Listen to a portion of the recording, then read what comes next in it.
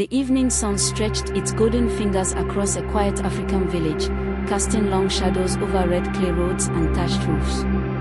In one of those humble homes lived Alesi, a strong young man with warm eyes and a smile that could disarm even the most bitter soul. He was a farmer, known for working from dawn till dusk, his laughter echoing through the fields as he carried baskets of yams on his broad shoulders. Life was simple but full of love. At home, Nkem, his wife, hummed softly as she rocked their baby boy, Chike, in a handmade cradle. Alesi would often sit by the fire at night, holding Nkem's hand, his rough fingers tracing hers like they were the most precious thing he owned. One day, he whispered as he kissed her forehead, "I'll build you a bigger house, with windows that catch the morning sun. And Chike will go to school. He won't have to struggle like us." Those were dreams of a man who believed life was his to shape. But war has a cruel way of shattering dreams. The call that changed everything. It started as whispers in the village square, stories of rebels raiding border towns, burning homes, killing without reason. Men were called to serve. Alesi's name was on that list. He tried to stay strong for Nkem as he stood in their doorway in his new army uniform, rifle slung over his shoulder. "You'll come back, right?" she asked, her voice trembling. He placed his calloused hand on her cheek. "I swear it, Nkem. I'll be back before Chike is old enough to remember I was gone." She clung to him that night, tears soaking his chest as he held her close. The next morning, at dawn, Alesi walked away from everything he loved, his heart heavy but full of determination. A world painted in blood. The first few weeks of service were brutal but manageable. Alesi trained hard, learning to survive in the thick forest, to move silently, to fight like a shadow. Then came his first real battle. The sound of gunfire ripped through the trees. Screams echoed in the air as his unit fought fiercely. He saw his comrades fall, men he had eaten breakfast with just hours before. He learned to shoot without hesitation, to bury fear deep inside, and to keep moving forward even when his legs trembled. One night, he held a dying soldier in his arms, a boy barely 18. The boy whispered for his mother before his breath faded away. Alesi dug his grave under the cover of darkness, whispering a prayer for him. Every day, the line between life and death blurred. The only thing that kept Alesi sane was the thought of Nkem and Chike. Every letter he wrote, never knowing if it reached them, was a lifeline. "Wait for me," he'd write. "I'm coming home." The widow who wasn't. Back home, Nkem's hope began to crumble. She spent months waiting for a letter, a call, anything. But silence was all she got. She went to the village post office every week, asking if there was news from the front. Each time, the answer was no. Her neighbors pitied her. Some whispered behind her back, "She's young. She shouldn't waste her life waiting. He's gone." She refused to believe it at first. She wore Alesi's old shirt to sleep, breathed in the fading scent of him, and prayed every night for his safe return. But loneliness is a heavy burden. The farm became too much for her alone. She worked until her hands bled, carrying her baby boy on her back while trying to put food on the table. Years passed. Her hope turned into grief, and grief turned into acceptance. When Ifani, a kind trader from the next village, began helping her with chores, she resisted his kindness at first. But he was patient. He brought food when she had none. He played with Chike, making him laugh. Slowly, he became the man she leaned on. The day she agreed to marry him, she cried herself to sleep. She wasn't betraying Alesi, at least, that's what she told herself. She was surviving. The son without a father. Chike grew up calling Ifani a papa. He knew his biological father only from a faded photograph that hung on the wall, a smiling man in military uniform, holding him as a baby. "Who is he?" Chike once asked. "That's your real father," Nkem said softly, her voice breaking. "He was a soldier. He was brave. Jack nodded but didn't fully understand. The man in the picture felt like a stranger. Ifeanyi was the one who taught him to ride a bicycle, who bought him his first school shoes. By the time Jack was 15, Alazi's memory was just a story his mother told when she was feeling nostalgic.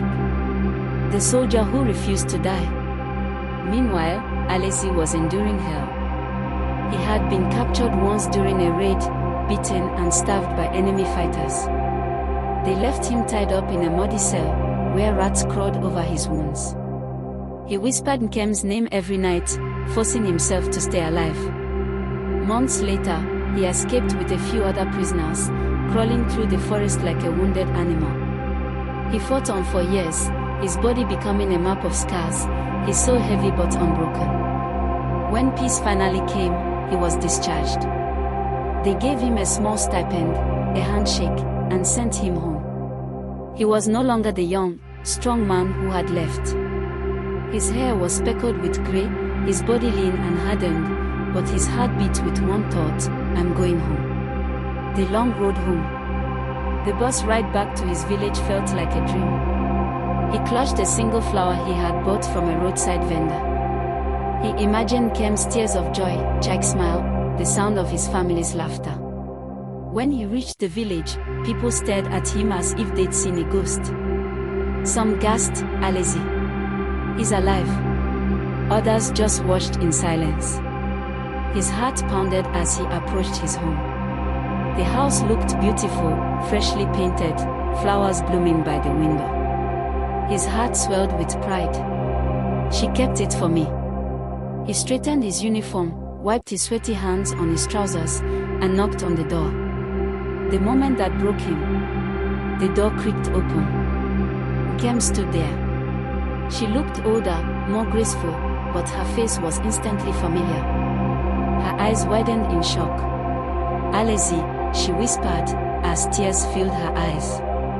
He smiled, tears running down his face. Nkem.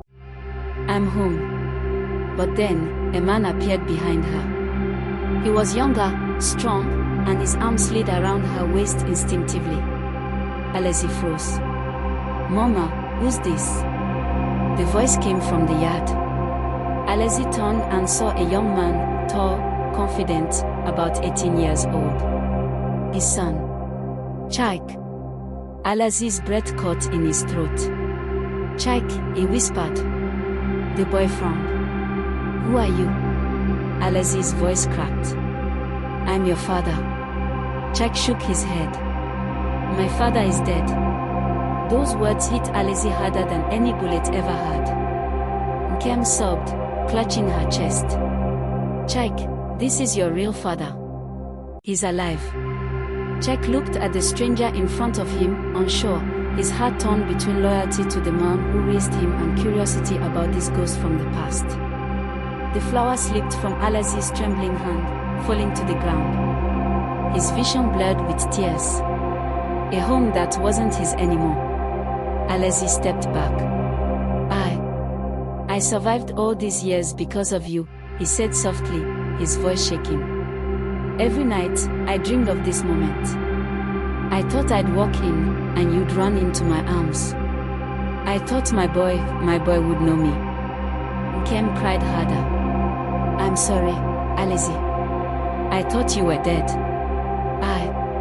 I had to move on. Ifeanyi, the man beside her, lowered his eyes. I didn't mean to replace you, he said quietly. I just wanted to take care of them. Alazi looked at him, then at his son, and finally at the woman he still loved with all his heart. He nodded slowly, tears streaming down his weathered face. You did what you had to do.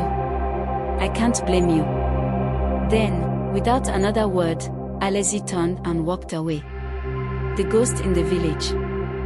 Villagers watched silently as he walked down the dusty road. Some wept. Others whispered. He had survived the war, but he had returned to nothing. He was a hero with no home, a father with no child, a husband without a wife. That night, Alazi sat under the mango tree near his home, the same tree he once dreamed of building a swing on for Jack. He listened to the laughter of his family inside, a family that no longer belonged to him. The man who had survived bullets and bloodshed was finally defeated, not by war, but by time. A father's last gift. Alesi sat under the mango tree, the night air heavy with crickets and the faint smell of cooking fires. The laughter of his family carried softly through the walls of the home that was no longer his. He closed his eyes and tried to remember the sound of Nkem's laughter when it was just theirs, the feel of Chike's tiny hand gripping his finger. Now, his son was a man, a stranger who didn't know him. Tears rolled down his scarred face as he stared at the sky. God, he whispered, his voice breaking, I survived the war to come home to this. Was I wrong to hope? Was I wrong to fight to live? He sat there for hours, lost in thought. When dawn broke, he rose slowly and walked toward the house one last time. Nkem opened the door and froze. Her face was swollen from crying all night. Alesi, she whispered, stepping outside. He smiled faintly. Don't cry. You've done nothing wrong. She reached for him, her hands trembling. I loved you so much. I still do. But life went on. I thought you were gone forever.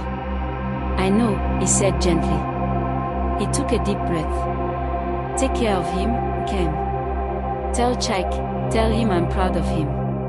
Even if he doesn't call me father, I'll always be proud of him. She broke down sobbing, but he pulled away softly, unwilling to let her touch reopen wounds he had fought so hard to keep closed. They farewell. He walked to Chike's room quietly. The boy, now a man, was asleep, his chest rising and falling peacefully. Alesi knelt beside him and whispered, My son, you don't know me, but I know you. I prayed for you every day. I fought for you to have a life better than mine. And now, you do. He placed his worn military tag on Chike's bedside table, a silent reminder of the man who gave him life but not his upbringing. Then he walked away. The road out of the village. As the sun rose higher, Alesi left the village carrying nothing but his memories. Villagers watched as he walked past them, his uniform dusty, his boots worn. They wanted to call out to him, but no one knew what to say.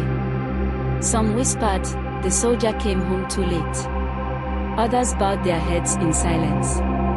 Alesi didn't stop. He walked until the laughter of his family faded into the distance. He walked until the village became a blur. Epilogue, the silent protector. Years later, people would see a quiet, weathered man living on the edge of the village. He never remarried, never spoke much, but sometimes he'd be spotted standing near the school, watching a young man named Chike play football, his face filled with pride. Chike never knew the man was his father, not fully. But sometimes, when their eyes met, something stirred deep inside him, an unspoken connection, a flicker of familiarity. Alesi never asked for recognition. It was enough to know that his son was safe, happy, and loved, even if not by him. He had survived war for this, not for applause or medals, but to see his family alive. And that was enough. The man who once dreamed of coming home had learned the bitter truth. Sometimes, survival is not about reclaiming what you lost, but about learning to let go.